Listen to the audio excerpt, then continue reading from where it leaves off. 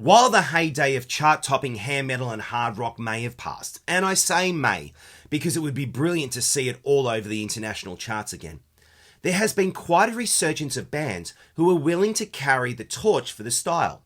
Now, you may not have noticed, but this has been happening for quite a while now. From Reckless Love to Crash Diet, Crazy Licks to Eclipse, Nestor to One Desire, Mecca to The Defiance. The genre is far from dead.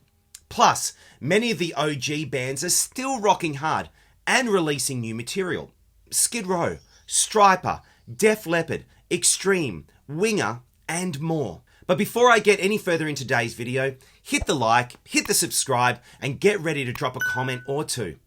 I never expected to find people who like B-sides and rare tracks as much as I do, but I'm so glad that you're out there. For me, there's one band who's been standing at the forefront of the 80s glam/hair/hard rock style revival, and that band is Sweden's own H.E.A.T, and they've been around for quite a while now, and with many albums and B-sides to boot.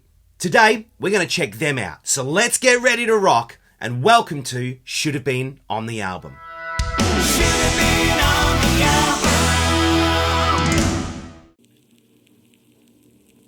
Known for their energetic live performances and a sound deeply rooted in the classic and melodic hard rock traditions, H.E.A.T has garnered a dedicated fan base and critical acclaim for their music. H.E.A.T was formed in Upplands Väsby, Sweden in 2007, with Kenny Lacrimo on vocals, Dave DeLone and Eric Rivers on guitars, Jimmy J on bass, Jonah T on keys, and Don Crash on drums. With a sound that recalled groups like Europe, Whitesnake, Bon Jovi, Survivor, and other classic 80s hard rock bands, they quickly gained recognition in 2008 with their self-titled debut album. They opened for Toto, Sabaton, and Alice Cooper, and were awarded by Swedish radio station P4 for Best New Artist of the Year. In 2009, they made it to the final round of the Swedish Eurovision qualifier with 1000 Miles.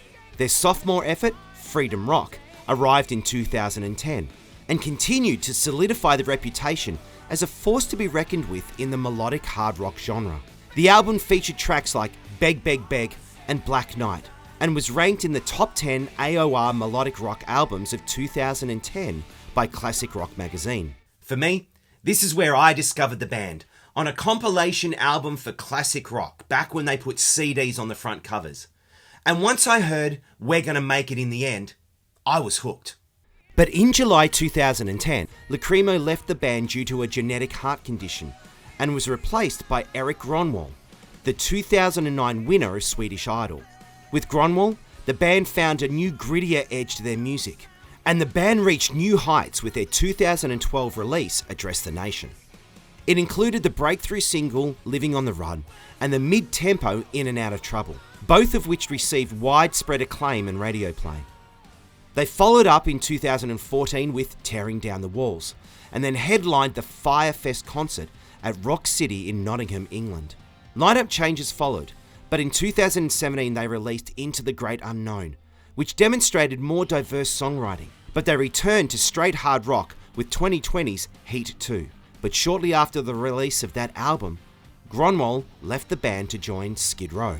Yep, that's Skid Row.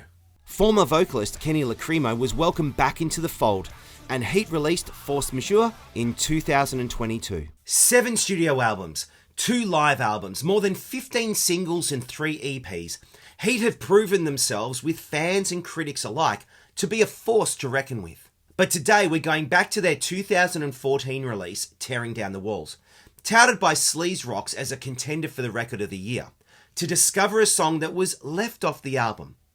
The song title? Shame. This song has been on my to-do list since I started this crazy little channel, and I'm so excited to finally share it with you. Shame was written by H.E.A.T during the sessions for Tearing Down the Walls, and it popped up on the Japanese release of their acclaimed 2014 album Tearing Down the Walls as a bonus track tacked on the end. Curiously, there's a Japanese edition of the album with a whole bonus disc too, which includes another lost track called Under Your Skin, and a cover of the Patrick Swayze hit She's Like the Wind. It's definitely a nod back to Grönwall's days on Swedish Idol. But I digress. There's not a lot of information about the song out there, but there's some serious love for it. CC over on heavyharmonies.com says that even a song not deemed good enough is better than many bands' whole body of work. And 123 Chardonnay states that Shame is a super song with an irresistible chorus. Over on YouTube, where you can hear the full version, there's comments like masterpiece and amazing.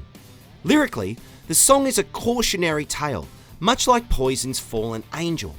We begin with a little backstory. She was a sweet little girl when she left this place. She said she was going to make it. She took a one-way ticket to the promised land. The world was hers for the taking. And then the big city changes her. Did all she could just to get a taste of the golden world. Now she's a front page poster of the magazine. She got her 15 minutes living the dream. But there's a sense of trepidation to it all. Oh baby, shame, shame, baby, shame on you. Shame, shame for the things that you do. You wanna stand on top of the world, it's just a shame. Shame on you, girl. Musically, we kick off with a quasi-country slide guitar and harmonica, which is very cool.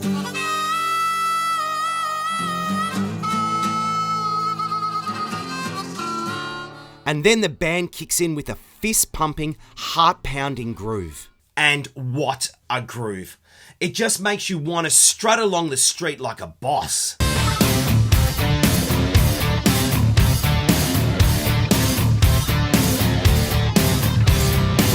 The song is infectious, and you can't help but feel like the band is having the best time doing it. The breakdown in the middle helps the track to breathe, with Gronwall's growl giving it a down and dirty vibe.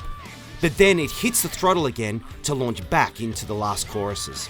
Shame is top-tier songwriting, with a storyteller lyric, excellent musicianship, and barely contained tongue-in-cheek delivery. Tearing Down the Walls is a fantastic album with barely a poor track on it. So, can Shame find a spot? The whole first side is killer, no filler. It starts off with the brilliant Point of No Return with its ominous intro and blistering statement of intent. Plus we have the singles A Shot of Redemption and Mannequin Show, the blistering Inferno, and the powerful Tearing Down the Walls. If this album was released in 1988, it would have found a place alongside Bon Jovi's New Jersey, Poison's Open Up and Say Ah, Van Halen's OU812, and Guns N' Roses' GNR Lies. That's how good it is. Side 2 doesn't let up either. Emergency, Eye for an Eye, Enemy and Me all contain brilliant songwriting and powerful delivery.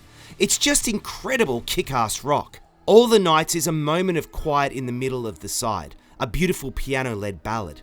And then the album ends with the anthemic sing-along track Laughing at Tomorrow. But you may have noticed that I haven't mentioned one song. For me, the weakest song on the whole album is the opener of side 2, We Will Never Die. And that's not to say that it's a bad song, not at all. But the style and feel of the song feels like it belongs on one of the first 2 albums, and not on album 4.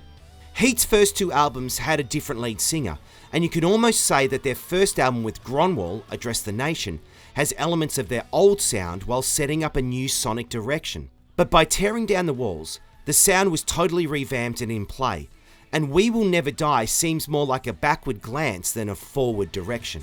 So that's where I would put Shame. It would kick off side 2 with an absolute body slam, and not without a little humour as well. It fits the rest of the album, without a doubt. I hate to use the pun, but it's a damn shame that Shame is not on the album. H.E.A.T is a band that should be huge outside of their fan base and the genre. And if you want to dig into their back catalogue, I highly recommend it. You won't be disappointed. But it's also worth seeking out their B-sides and rare tracks too. Songs like FYI Miley, California, Too Far on the Wild Side, and a personal favourite, Back Into Your Arms. H.E.A.T do love their B-sides. So what do you think of the song? And are you now a fan of the band? Put your thoughts and comments below. As always, if you have an idea for a B-side or a rare track that you think I should check out, let me know. And you can also now email me on shouldvebeenonthealbum@gmail.com and share your thoughts and your stories. But until next time, my name is Drew, and you've been watching Should Have Been on the Album. Cheers.